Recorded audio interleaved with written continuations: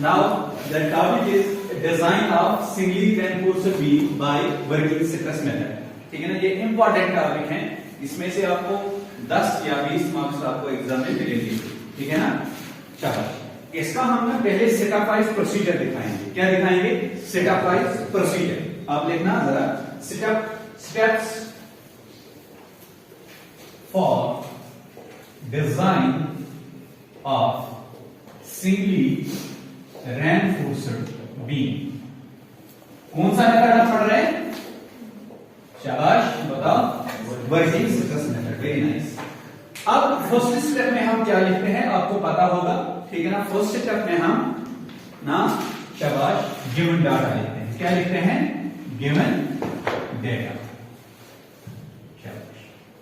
इस given data में आपको क्या मिलेगा? फर्स्ट ऑफ ऑल आपको शाबाश लोडिंग गिवन होगी। क्या होगी? लोडिंग, यानी बीम की लोडिंग कितनी है ये आपको गिवन होगी क्वेश्चन। ठीक है ना, यहां तक ठीक।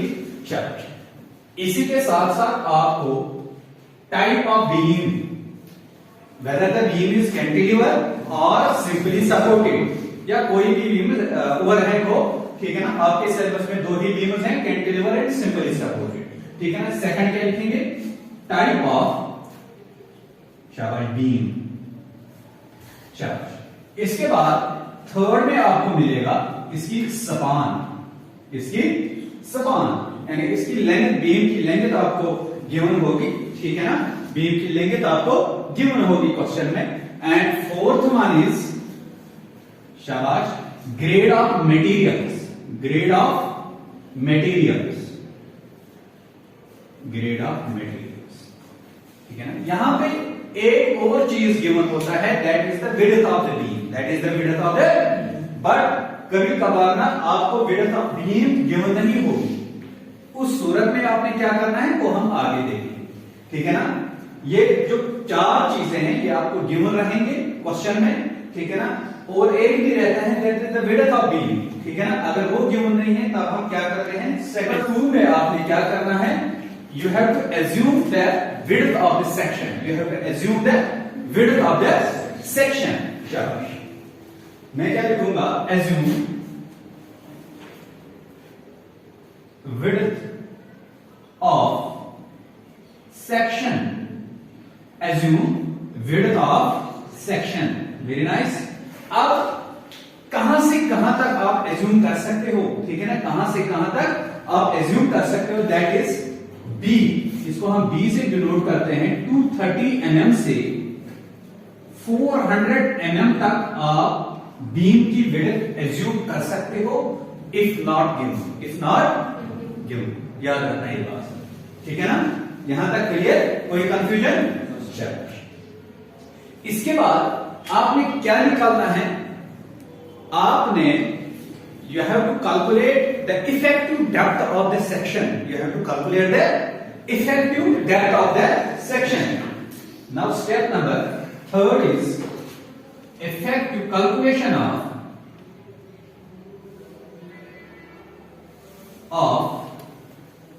effective depth. Calculation of effective depth. देखो ये आपके लिए नया पॉइंट है, ये आपके लिए नया पॉइंट है। कोड बुक है किसी के पास? शाबाश, निकालो उत्तर। शाबाश, इसमें दो क्राइटेरिया हैं। इसमें कितने क्राइटेरिया हैं? दो क्राइटेरिया है इसमें। First criteria D is equal to span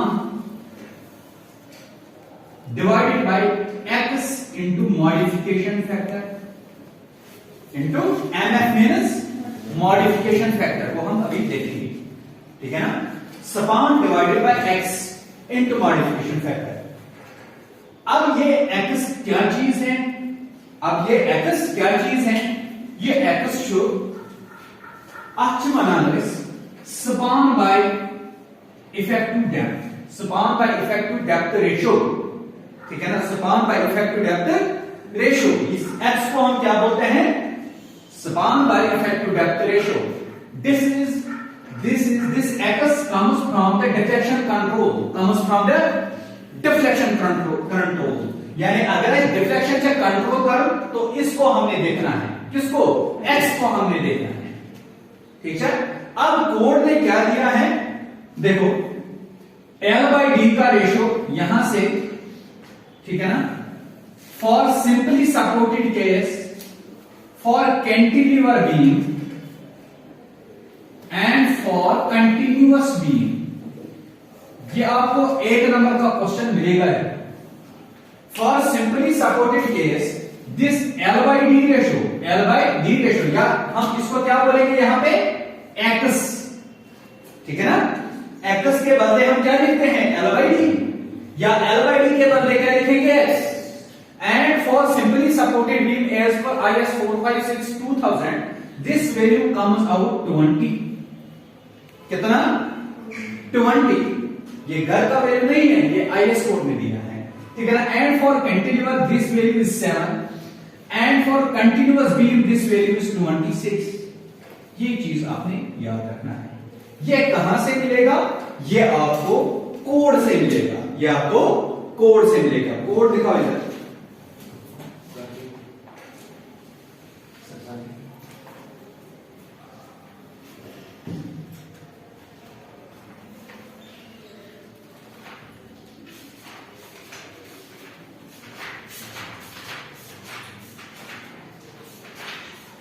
देखो पेज नंबर 37 पे आप जाओगे, क्लास नंबर 23.2.1 क्या है, पेज नंबर 37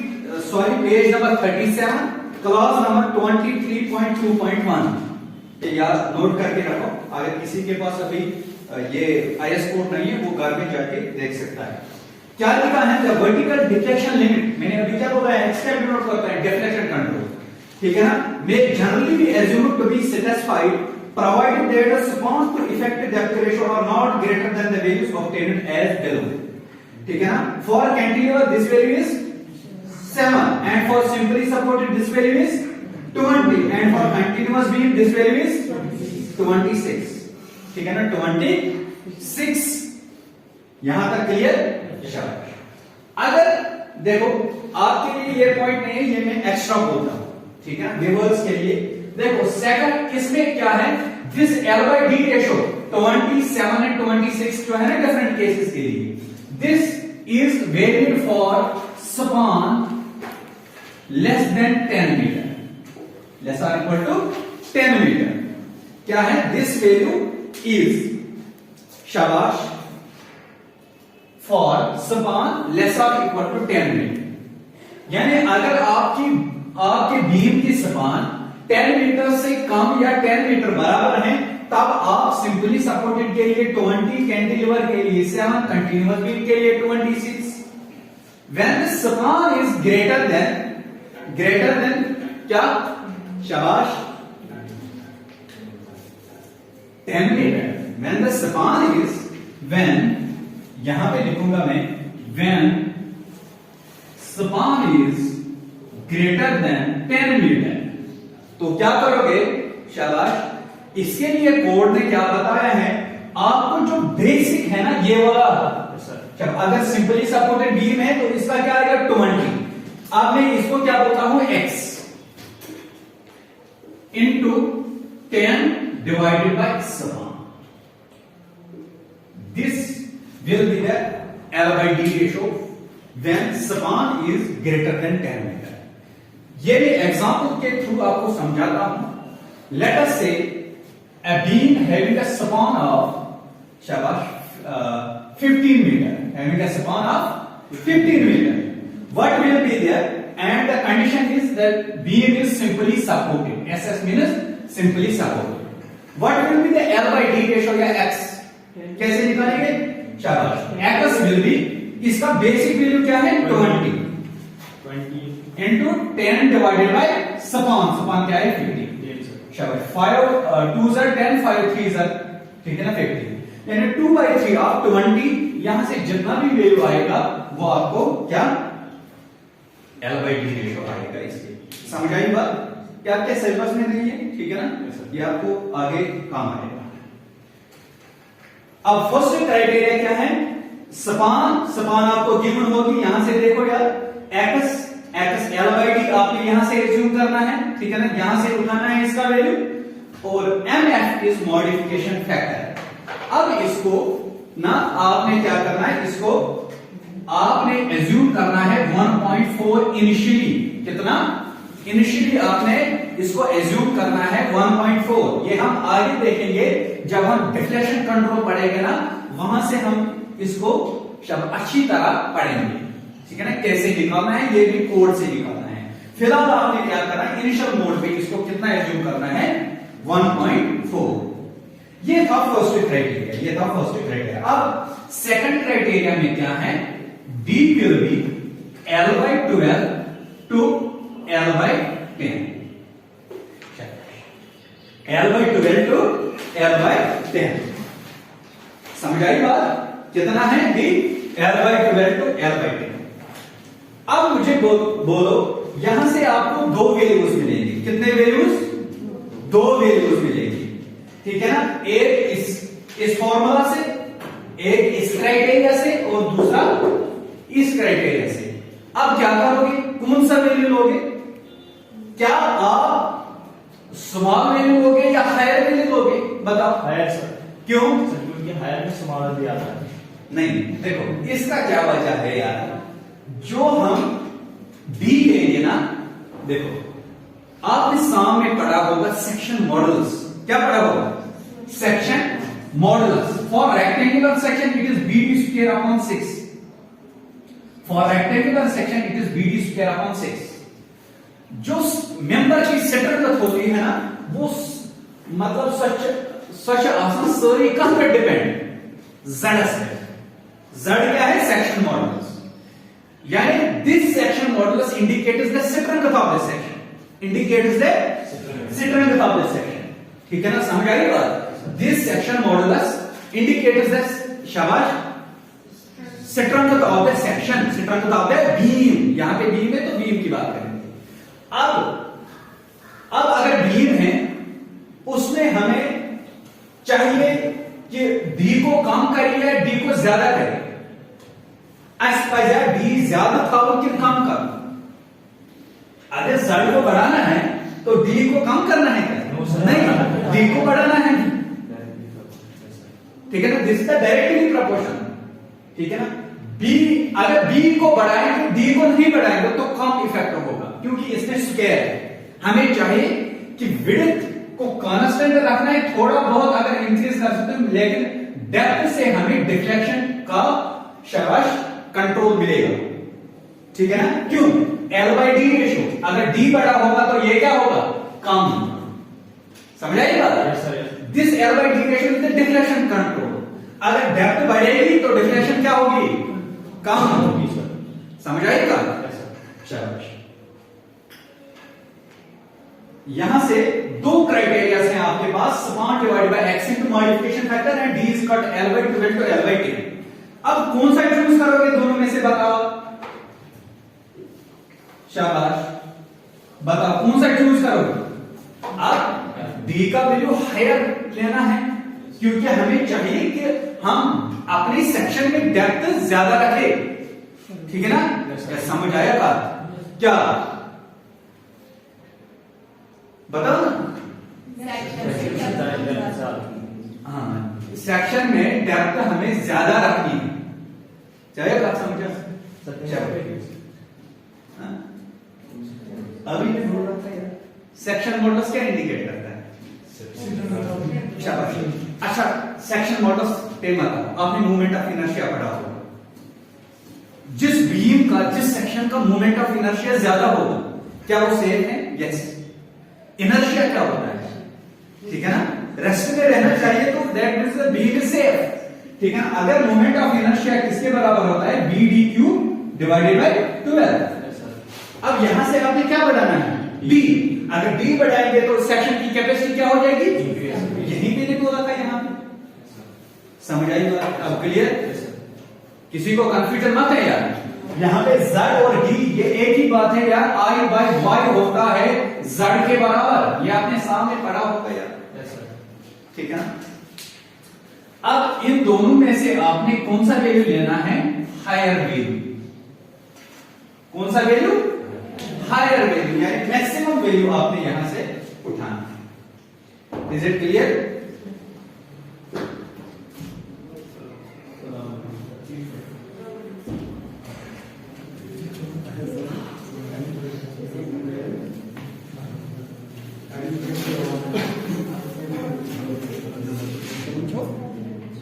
शाबाश, यहां तक समझ आया? शाबाश। डी के लिए दो क्राइटेरिया से आपने कौन सा चूज करना है? Higher value. शाबाश। अब नेक्स्ट स्टेप है स्टेप नंबर कौन सा? Step number 4।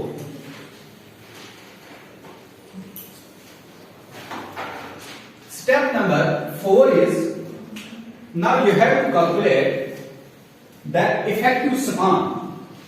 क्या? The effective span. बताया था मैंने एनालिसिस में क्या होती है इफेक्टिव स्पान। देखो, आईएस कोड में आपको मिलेगा क्या? आईएस कोड में आपको मिलेगा पेज नंबर 34 पे, पेज नंबर 34 पे। ये लिखना आप यार, ठीक है ना? ऐसे आपको याद है। यहां पे लिखा है इफेक्टिव स्पान। क्या लिखा है? सभी को दिख रहा है? शाबाश शाबाश। क्या लिखा है? फर्स्ट ए पार्ट में लिखा है सिंपली सपोर्टेड बीम्स और slabs. The effective span of a member that is not taken built integrally with its support shall be taken as clear span plus effective depth of slab or beam or center to center of supports whichever is less. अब मैं इसको यहां से समझाता हूं। देखो, let us say this is the simply supported beam, ठीक है ना? This is the simply supported beam. These are the supports on which this beam rests. On which this beam rests. And this beam, ठीक है ना? On this beam the load is applied. ठीक है ना? वो हम यहां पे नहीं दिखाएंगे, उसके लिए हम आगे बढ़ेंगे। चलो, अब इस L को हम क्या बोलते हैं? Very nice. This L is called clear span. या जनरली हम स्पान भी कह सकते हैं इसको, ठीक है ना? अब ये जो सपोर्ट है, ये क्या है? These are the supports या कॉलम्स जिन पे की बीम रेस्ट कर, ठीक? अब यहां से सेंटर इसका निकालो, इसका सेंटर निकालो। अब जो ये सेंटर टू सेंटर डिस्टेंस है, this is called effective span. This is called effective span. And is denoted by small L. And is denoted by small L. याद आया? शाबाश। अब अगर आपके पास क्लियर स्पान या स्पान गिवन है, क्या इफेक्टिव स्पान यहां से निकालोगे? शाबाश। दो क्राइटेरिया है, देखो आईएस कोड में क्या होता है। First criteria, small L will be equal to, यानी small L means effective span, clear span plus, let us say this is TS, thickness of support. TS means thickness of support. क्या मैं L plus TS by 2 plus TS by 2 लिख सकता हूं? Yes sir. इसका half और इसका half, या इसको हम ऐसे भी लिख सकते हैं L plus TS. Yes sir, है ना? Yes sir. समझ आई बात? Yes sir. शाबाश। और सेकंड क्राइटेरिया कोड ने क्या बताया है? L is equal to clear span plus, शाबाश, effective depth L plus B. L plus B. अब दानिश मुझे बताएगा, दानिश आपने क्वेश्चन पूछा था पिछली बार कि हम बीम की लेंथ ज्यादा क्यों नहीं रख सकते हैं, ठीक है ना? अब मुझे बताओ, यहां से आपको दो वैल्यूज मिलेंगे एल की, है ना? कौन सा वैल्यू दोगे? मतलब ए का वैल्यू लेट अस से 500 mm 5000 mm निकला, दूसरे का वैल्यू 4000 mm निकला, 4500 निकला, तो कौन सा वैल्यू दोगे? हाँ, क्योंकि हम यही चाहते हैं अपनी बीम की जो लेंथ है वो कम कर सकते हैं, क्योंकि L by D रेशो याद है। अरे यार L by D रेशो क्या है? शाबाश, डिफ्लेक्शन कंट्रोल। अगर डिफ्लेक्शन को कंट्रोल करना है, डेप्थ को क्या करना है? इंक्रीज करना है, स्पान को क्या करना है? डिक्रीज करना है। समझाई बात? क्लियर? शाबाश। अब यहां से ये जो दो वैल्यूज आएंगे इनका आप क्या लोगे? मिनिमम वैल्यू ऑफ, ठीक है ना, यहां से पिक कर सकते हो। यहां तक क्लियर? किसी को कंफ्यूजन है?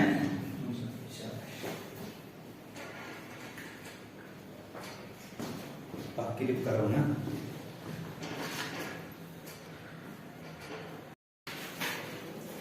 शाबाश। अब स्टेप नंबर 5 है, that is load calculation. That is load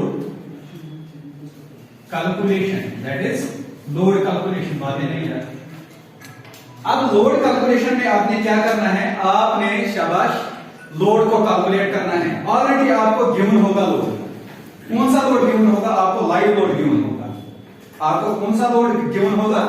live load आपको गिवन होगा।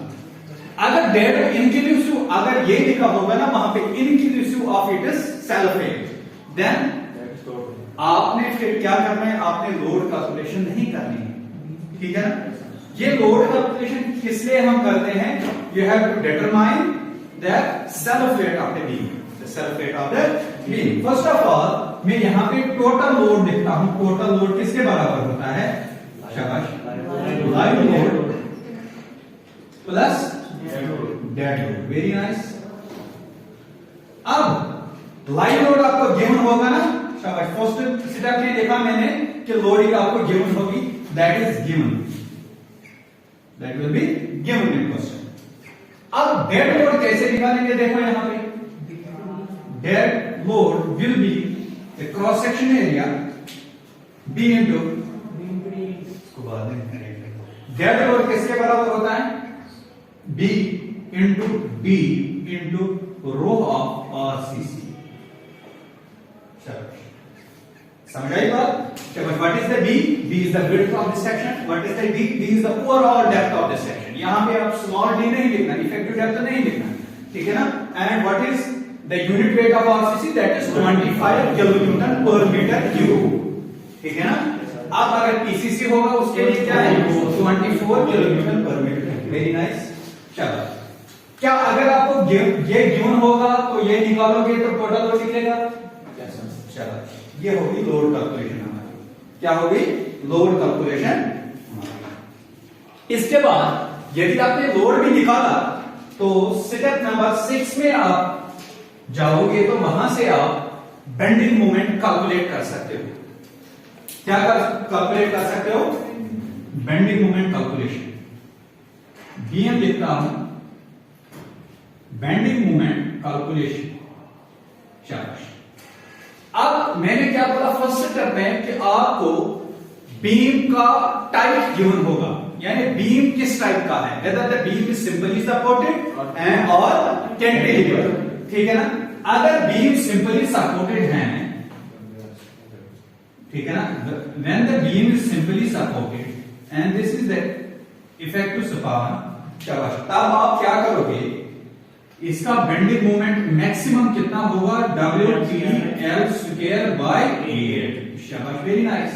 यानी इसकी बेंडिंग मोमेंट डायग्राम कुछ ऐसे बनेगी, पैराबोलिक, बीच में मैक्सिमम वैल्यू आएगा, ठीक है ना। व्हेन द बीम इज, शाबाश, कैंटिलीवर बीम, यहां पे मैं बनाता हूं, when the beam is cantilever और इस पे लोडिंग अप्लाई करें WT and the span is L and the span is L। अब इसका बेंडिंग मोमेंट क्या निकलेगा? WTL square by 2। इसकी बेंडिंग मोमेंट कुछ ऐसे होगी, ठीक है ना। समझ आई बात? और यहाँ पे मैक्सिमम होगा सरफेस का बेंडिंग, यहाँ पे मैक्सिमम होगा बीच में। ये दो कंडीशन याद है। अब यहाँ पे बोलो मुझे, देखो आपने रटा याद नहीं रखना है, आपने जब आप देखोगे ना बेंडिंग मोमेंट तो वहां से WT आपको जरूरत है, तो WT निकाला पहले, L स्क्वायर यानी इफेक्टिव स्पान निकाले पहले, तो यहां से बेंडिंग मोमेंट आएगा। ठीक है ना, क्लियर? अब यदि आपने बेंडिंग मोमेंट निकाला तो अब हम स्टेप नंबर 7 पे चलेंगे, that is check for effective depth, that is check for effective depth. Effective depth means small d।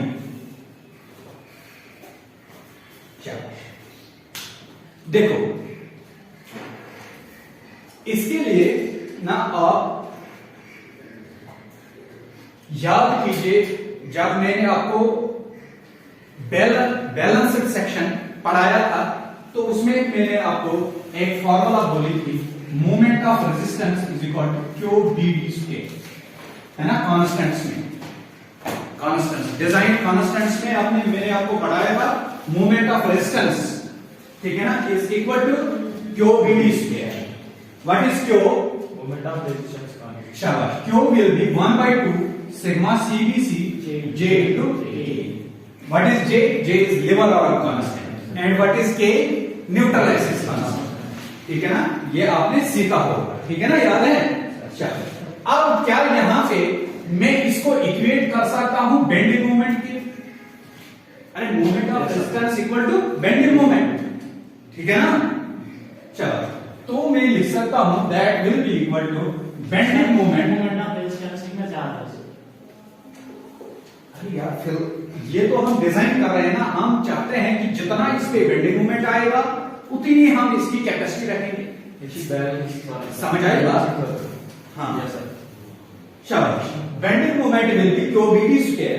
अब बेंडिंग मोमेंट डी को कैसे निकालेंगे? Bending moment divided by Q B, इसका रूट आएगा,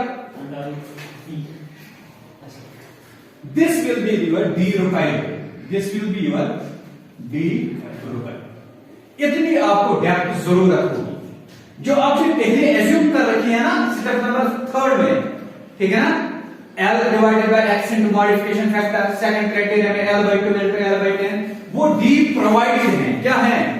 डी प्रोवाइडेड। आपने उतनी डेप्थ बीम को दी, अब इतनी आपको चाहिए बेंडिंग मोमेंट को रेजिस्ट करने के लिए। समझ आई बात? इस बेंडिंग मोमेंट को रेजिस्ट करने के लिए आपको कितनी डेप्थ प्रोवाइड करनी है? इतनी,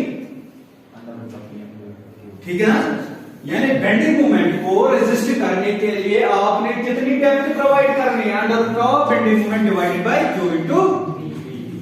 समझ आई बात? आपने ऑलरेडी सेकंड स्टेप में आपने डी प्रोवाइडेड मतलब डी प्रोवाइड किया है। अब ये डी प्रोवाइडेड जो आपने किया है, क्या वो कम होना चाहिए डी रिक्वायर्ड से या ज्यादा होना चाहिए डी रिक्वायर्ड से? शाबाश, वुचो समझिए, यीचा डेप्थ ना बीमस, शाबाश, यीचा आसे वही डिजाइन छु मंगाना, यीचा डिजाइन छु वही एज पर बेंडिंग मोमेंट, यीचा आसे दिस डेप्थ सगळ्यात से ज्यादा यीचा ही माइंड, यीचा कैंसिल डिमांड आस, समझ आवा? यीचा डिमांड आसी तेम खतरे ज्यादा आप डेप्थ प्रोवाइड करमत, ठीक है? समझ आया बात? शाबाश। अब यहां पे मैं लिखता हूं D provided, if D provided यानी जो ऑलरेडी आपने शाबाश डी प्रोवाइडेड निकाला, if D provided is greater और equal to D required, D required, तो क्या लिखेंगे? Then we have to continue, you have to continue, then it is a safe, ठीक है ना, यहां से डेप्थ के लिए ये ठीक है। if not then we have to revise the depth, if not you have to revise the depth, यानी आपने डेप्थ को फिर से बढ़ाना है वहां से सेकंड स्टेप में जाकर, ठीक है ना, समझ आई बात? इस फॉर्मूला से आपको क्या निकलेगा, du का अंडर रूट का bending moment divide by q into p। क्यों कैसे निकालोगे, 1 divide by 2 sigma c bc j into k। j कैसे निकालोगे, 1 माइनस k बाय 3। k कैसे निकालोगे, 1 divide by 1 plus sigma s divide by m sigma c bc। समझाया, चलो यहां से आपको q की, ठीक है ना। फिर इसमें रखोगे b आपको ऑलरेडी आपने एज्यूम कर रखी है, तो यहां से आपको, ठीक है ना, डी रुपए मिलेगा। अब यहां से स्टेप नंबर कौन सा है, 8। अब यदि आपकी डेप्थ सेफ है, यानी रिवाइज करने की कोई जरूरत नहीं, इसके बाद आपका नेक्स्ट स्टेप क्या होगा। अब देखो अब आपके पास बी भी आया है ना, विड्थ भी आई, इसका ज्यादा कंट्रोल नहीं रहता है, ठीक है ना। डेप्थ तो अच्छी तरह से निकालना है, ठीक है ना, इसका ज्यादा इफेक्ट नहीं रहता है। मैंने बोला ना z is the D square, ज्यादा इफेक्ट केमिक्स होगा ना du की इफेक्ट, ठीक है ना। अब आपने d और d निकाला, ठीक है ना, लोडिंग टेबल गिवन है। अब आपने स्टील निकालना है, क्या निकालना है, जो हम रेनफोर्समेंट इसमें ऐड करेंगे ना, उसी को हमने निकालना है, वो कितना हम करेंगे इसमें ऐड, ठीक है ना। समझ आई बात। तो मैं लिखूंगा यहां पे, क्या मैं इसको रब कर सकता हूं, चलो देखो now step number 8 is calculation of tension steel, calculation of AST यानी area of steel in tension zone, area of steel in tension zone. अब AST कैसे निकालेंगे, देखो हम ना यहां पे ये फॉर्मूला यूज करेंगे, AST is equal to bending moment divided by sigma ST J into D. क्या फॉर्मूला है, bending moment divided by sigma ST J into D. ये कहां से फॉर्मूला आई यार, ये आपने पढ़ी है, कहां से, moment of resistance equal to AST, ऐसे आपने पढ़ा sigma ST AST J into D या d माइनस x। ये क्या है, what is this, this is the lever arm. अब यहां पे लिवर आर्म क्या है, j, ठीक है ना। आप इसको हम कन्वर्ट कर सकते हैं sigma ST AST J into D, ठीक है ना। अब यहां पे आपको क्या गिवन होगा, bending moment sigma ST, J भी आपने निकाला होगा, D भी आपको पता होगी, ठीक है ना। यहां से AST मिलेगा, ठीक है ना। This AST is based on the bending moment, यानी इस बेंडिंग मोमेंट के लिए, इस बेंडिंग मोमेंट को रोकने के लिए हमें कितना स्टीयर प्रोवाइड करना चाहिए, समझ आई बात। This is the AST। अब कोड ने क्या बताया है, आपने कम से कम आपने स्टीयर को प्रोवाइड करना है, यानी for economical section you have to provide a minimum tension steel reinforcement, you have to provide a minimum steel reinforcement that is given in the code, ठीक है ना। कोड पेज नंबर 46 47 होगा, ठीक है ना। वहां से आपको, हाँ 47 पेज नंबर है। अब 46 पे भी जाओ, यहां पे लिखा है टेंशन रेनफोर्समेंट, क्या लिखा है, यहां पे लिखा है मिनिमम रेनफोर्समेंट, लिखा है, शाबाश। The minimum area of tension reinforcement shall not be less than, ये जो आपने प्रोवाइड किया है ये कम नहीं होना चाहिए, ठीक है ना, इससे, किससे, AS divided by BD is equal to 0.85 divided by F, ठीक है ना। अब स्टेप नंबर, शाबाश, 8 में क्या करेंगे, शाबाश, क्या करेंगे, check for minimum tension steel, check for minimum tension steel या रेनफोर्समेंट, ठीक है ना। अब कोड ने क्या बताया, जरा बताओ, AS यहां पे ए एस लिखा है तो टेंशन है ना, तो टी लिखेंगे, टी लिखूंगा मैं, ठीक है ना, divided by B D is equal to 0.85 divided by F. देखो आपके पास ग्रेड गिवन होगा, आपके पास बी ऑलरेडी गिवन है, बी भी आपने निकाला, एएसटी यहां से निकाला, this is AST minimum, this is याद रखना, दिस इज एएसटी मिनिमम। अब जो यहां से निकलेगा एएसटी मिनिमम, ठीक है ना, वो इससे कम नहीं होना चाहिए, वो इससे नहीं यार, ये जो यहां पे निकला ना एएसटी, शाबाश, ये कम नहीं होना चाहिए एएसटी मिनिमम से, ठीक है, कम से कम चीजें यूता एएसटी आत्मस्त्रावन, कम से कम चीजें सीटीएल आत्मस यूता प्रोवाइड कर, ठीक है ना। अब अगर ये इससे कम निकला तो क्या करेंगे, this means you have to take this way, ठीक है। अब नक्शल में क्या बोलता हूं, इन दोनों में से आपको हायर वैल्यू लेना है, कौन सा वैल्यू लेना है, you have to choose higher value, समझ आई बात, this is the minimum criteria and this is the provided as per bending movement, ठीक है ना, कितना हम बेंडिंग मूवमेंट को रेजिस्ट कर पाएंगे इस स्टील से, दैट विल बी एएसटी, ठीक है ना। अब इसके बाद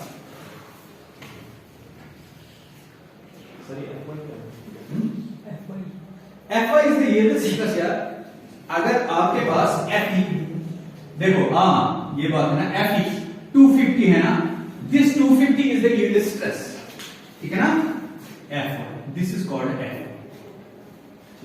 ठीक है ना, आवाज, एंड एफ ई 415 है ना, this is called F, F E 500 है ना, दिस इज कॉल्ड एफ, समझाई बात, समझ आई बात, फिर एफसीके, ठीक है ना, M20 है, 20 is the FCK characteristic strength, this is the characteristic strength of शाबाश स्टील। अब इसके बाद स्टेप नंबर 10 क्या है वो हमारे पास, that is we have to check for deflection, क्योंकि हमारा जो मेन क्राइटेरिया रहेगा वो डिफ्लेक्शन का इफेक्ट ज्यादा होगा, ठीक है ना, वो डिफ्लेक्शन का क्या होगा, ज्यादा इफेक्टिव होगा। चलो you have to check for deflection, check for deflection, check for deflection, ये इंपॉर्टेंट चेक है, ये आपने जरूर करना है। आगे भी चेक्स हैं लेकिन उनपे अलग अलग चैप्टर्स आपको दिए हैं सिलेबस में, इसलिए जब हम वो चैप्टर करेंगे तो आप इस पे खुद वो चैप्टर अप्लाई कर सकते हो, ठीक है ना, समझ आई बात। अब चेक फॉर डिफ्लेक्शन में आपने क्या करना है, किसको मतलब आप प्रोवाइड करते हो डिफ्लेक्शन को रोकने के लिए, मुझे बताओ, आप किस चीज को ज्यादा प्रोवाइड करते हो, ज्यादा रखते हो टू कंट्रोल द डिफ्लेक्शन, अरे डेप्थ L by D याद करो यार, you have to control the depth of the section, ठीक है ना, अब आपने उतनी डेप्थ रखनी है जिससे क्या होगी, डिफ्लेक्शन क्या होगी, कंट्रोल में, ठीक है ना। चलो अब डी रिक्वायर्ड, अब यहां से आपका चेक हो जाएगा डेप्थ पे एज पर डिफ्लेक्शन कंट्रोल, ठीक है ना, is equal to span L divided by x into modification factor, बोला था ना अभी मैंने, what will be the x, x क्या है, एल बाई डी, ये आपके पास होगा बेसिक वैल्यूज 7, 20 और 26, 20 किसके लिए याद कर लो, यही सिंपली 7 किसके लिए, कैंटिलीवर, 26 के लिए कैंटिलीवर्स, ठीक है ना, 26 अगर याद है स्पेशल फॉर्मेट, मतलब for exam point of view आपने याद उस चीज को रखना है। अब यहां से मैंने आपको बोला था यहां वहां पे सेकंड स्टेप में कि आपने प्रिलिमिनरी में इसको 1.4 रखना है, बोला था, बट यहां पे आपने इसको चेक करना है, क्या करना है, ठीक है, यहां पे आपने इसको कैलकुलेट करना है यहां पे आपने क्या करना है, इसको कैलकुलेट करना है। इस मॉडिफिकेशन फैक्टर को आपने एज्यूम नहीं करना है, बल्कि आपने यहां पे अननोन क्या चीज है, अननोन तो यही है ना, एक्स तो आपको नोन है, एल भी आपको नोन है, मॉडिफिकेशन फैक्टर आपने निकालना है। तो कैसे निकालेंगे, पेज नंबर 38 कोड से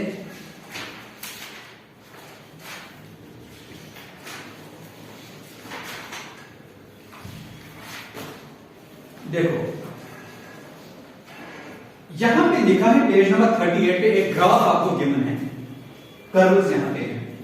यहां पे क्या लिखा है, modification factor for tension steel या टेंशन रेनफोर्समेंट, ठीक है ना। हम कौन सी स्टील प्रोवाइड करते हैं, टेंशन स्टील, ठीक है ना। इसके लिए कितना मॉडिफिकेशन फैक्टर होगा वो आपने कहां से देखना है, इस ग्राफ से, ठीक है ना। मगर ये ग्राफ किस पे डिपेंड करेगा, किस पे डिपेंड करेगा।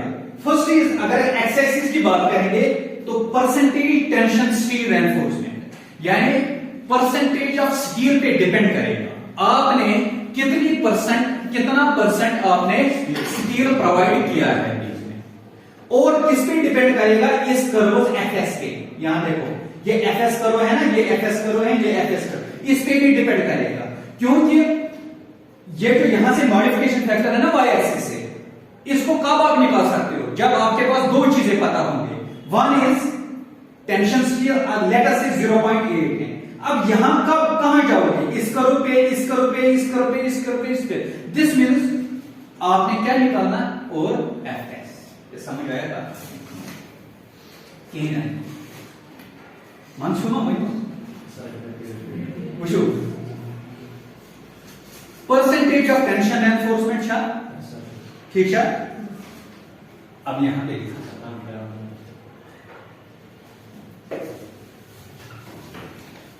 यहां पे पता करना है, देखो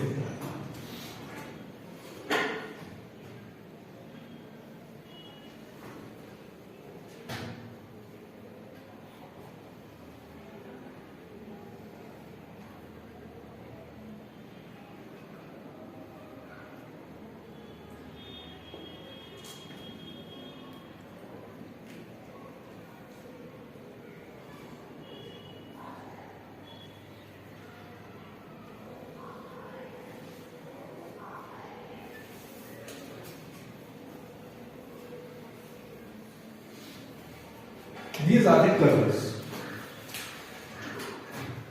ठीक है ना। यहां से क्या है, मॉडिफिकेशन फैक्टर, यहां से क्या है, परसेंटेज ऑफ स्टील।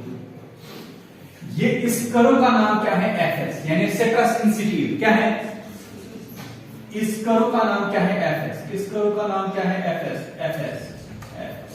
मगर ये अलग अलग वैल्यूज के एफएस हैं, यानी फर्स्ट इज एफएस 290, शाबाश, न्यूटन पर स्क्वायर, ये स्ट्रेस है ना, शाबाश। इसके बाद 240 मेगा पास्कल में लिखता हूं डायरेक्ट, है। इसके बाद शाबाश 190 एमपीए, इसके बाद 145 एमपीए, इसके बाद 120 एमपीए,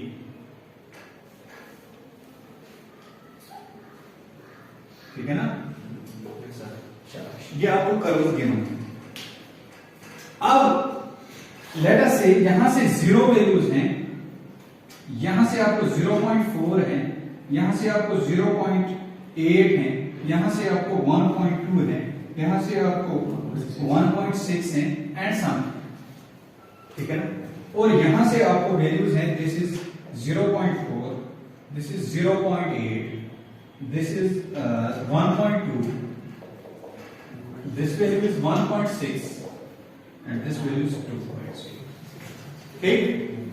देखो लेट अस से आपने परसेंट सीटीएल निकाला, सीटीएल प्रोडक्शन से है परसेंटेज डिवाइडेड, वो हम न्यूमेरिकल में देखेंगे कि कैसे निकालना है, ठीक है ना। परसेंटेज का करना, लेट अस से आपको 0.8 मिला। आप क्या करोगे, यहां ऊपर जाओगे, अरे किस कर्व पे जाओगे, ये तो पता नहीं है ना, तो पहले क्या निकालना है, एफएस निकालना है। आपको वहीं पे फार्मूला लिखनी है, एफएस क्या लिखा है, FS is equal to 0.58 FI AST provided AST required divided by AST provided, ठीक है ना। आप कोड क्या कर सकते हो, इस टेबल के नीचे एक फॉर्मूला है that is FS is equal to 0.85 FI AST required divided by AST provided, यानी इसने लिखा है area of cross section of steel required that is AST required divided by AST provided। अब यहां से आपको FS का वैल्यू निकला, लेट अस से वो आपको ना कभी कभार अगर डायरेक्ट 290 निकला तब आप क्या करोगे, यहां से 0.8 लोगे, यहां से ये भी उठाओगे। अगर इसके बाद लेट अस से 240 निकला, इसको ऐसे करोगे, ठीक है ना। ये बात समझ आई। कभी कभार ना आपको इनके बीच में वैल्यू मिलेगा। लेट अस से हमारे पास वैल्यू आया 230 या 230, ठीक है ना। यहां पे कोई 230 की कर्व है नो सर, या 220 की कर्व है नहीं है ना। तो क्या करोगे, देखो if FS is equal to 220 Newton पर mm स्क्वायर, किसमें होगा, ये सेट्रासिन स्टील है, ठीक है ना। तो क्या करोगे, मॉडिफिकेशन फैक्टर कैसे निकालोगे। लेट अस से अगर परसेंटेज ऑफ स्टील 0.8 है तो आप क्या करोगे, ठीक है ना। देखो इसमें दो मेथड्स हैं, क्या है, एक तो होती है इंटरपोलेशन, क्या होती है, इंटरपोलेशन, ठीक है ना। इंटरपोलेशन मींस ये कर्व, ये जो वेव है ना, शाबाश, कौन सी कर्व है हमारे पास 220, दिस मींस ये यहां पे कुछ आएगी, ये कर्व है ना, आएगी ना यहां पे सर 190, इसके बाद 240 है नीचे, दैट मींस 220 यहां पे होगा कहीं पे, ठीक है ना। अब आप क्या करोगे, इस 0.8 के लिए 240 पे कितना वैल्यू आएगा वो आप यहां पे लिखोगे, और इस 0.8 पे 190 का वैल्यू कितना आएगा वो आप यहां पे लिखोगे, ठीक है ना। लेट अस से मैं मानता हूं अगर आपके पास 240 कर्व है तो कितना आया 1.23, ठीक है ना, 1.22 ले, ठीक है ना, कोई बात नहीं, 1.22 ले, जितना भी। इसके बाद अगर शाबाश, इसके बाद कौन सा है 220 पे कितना है x, ये हमें पता नहीं। इसके बाद कौन सा है 190 पे कितना है 1.6। तो x के लिए क्या निकालोगे, निकाल सकते हो क्या, yes we can find out it by interpolation. वो हम किस में देखेंगे, जब हम न्यूमेरेटर करेंगे, ठीक है ना। यहां से आप इंटरपोलेट इसको करेंगे, ठीक। अब सेकंड होता है अगर आपके पास टाइम नहीं है, ठीक है, ज्यादा एक्यूरेट नहीं निकालना चाहते हो, तब आप ना लेट अस से मैंने यहां पे मान दिया है कि यहां पे 220 कर्व है। अब यहां पे क्या करोगे, यहां जाओगे तो यहां आपका वैल्यू आएगा, समझ आया था, ये था बेटा रफली, ठीक है। अगर लेट अस से अब मुझे बताओ अगर 1.2% है परसेंटेज ऑफ स्टील, क्या है परसेंटेज ऑफ स्टील 1.2% है, और कर्व है हमारे पास 270, कितनी है 270, तो बताओ ये कर्व कहां पे मिलेगी आपको, इन बिटवीन 240 एंड 290, ठीक है ना। सर आवाज में 1.2 पे जाओगे फिर ऐसे करोगे, समझ आएगा। चलो यहां से आपको क्या निकलेगा, मॉडिफिकेशन फैक्टर, मॉडिफिकेशन, फिर क्या करोगे, डी का रिजल्ट एल आपको गिवन होगी अपॉन एक्स, शाबाश, L by D ratio for basics, ठीक है ना। मॉडिफिकेशन फैक्टर यहां से आपको मिलेगा, ये 1.4 पहले एज्यूम करेंगे, ठीक है, ठीक।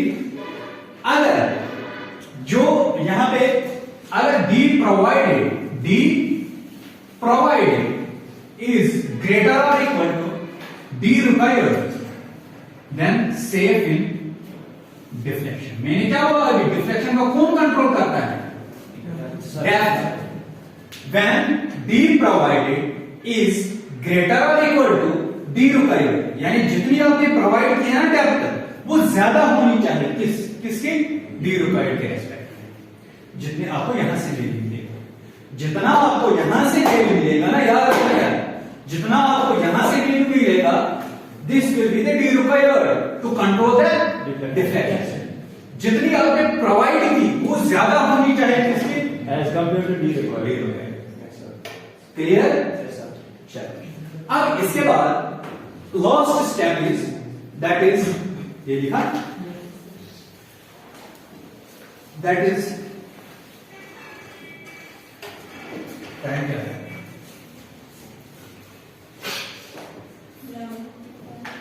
अलीमा बाबा जी शाबाश, that is side face reinforcement. Side face reinforcement, side face reinforcement. ये साइड फेस आप ये नाम से जानोगे, as indicated by its name. Side face मतलब side of reinforcement. Let us say this is the beam. हमने क्या रखा, हमने इस पे टेंशन बार्स प्रोवाइड किए हैं। इसमें क्या किए हैं, टेंशन बार्स हमने प्रोवाइड कर रहे हैं। अब ना आपने साइड रेनफोर्समेंट प्रोवाइड करना है, पहले समझो बात उसके बाद लिखोगे, ये लास्ट स्टेप है, ठीक है ना। अब ना हमें क्या करना है, साइड रेनफोर्समेंट प्रोवाइड करना है। Late us say this bar and this बार, ठीक है ना। ये क्या है, यहां पे एंकर बार्स, ठीक है ना, इनको हम आंसू यहां पे शो करेंगे, ठीक।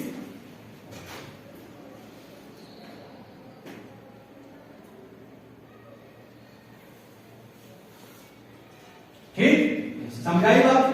अब इन बार्स को हम क्या बोलते हैं, शाबाश, साइड फेस रेनफोर्समेंट। ये हम कब प्रोवाइड करते हैं, ये हम कब प्रोवाइड करते हैं, when the depth of the section is greater than 750 mm। क्या यदि डेप्थ ऑफ द सेक्शन वैसे ज्यादा 750 mm then साधन क्या चीज का कारण, side face reinforcement provide. when depth यानी d is equal to d is greater than 750 mm then you have to provide a side reinforcement।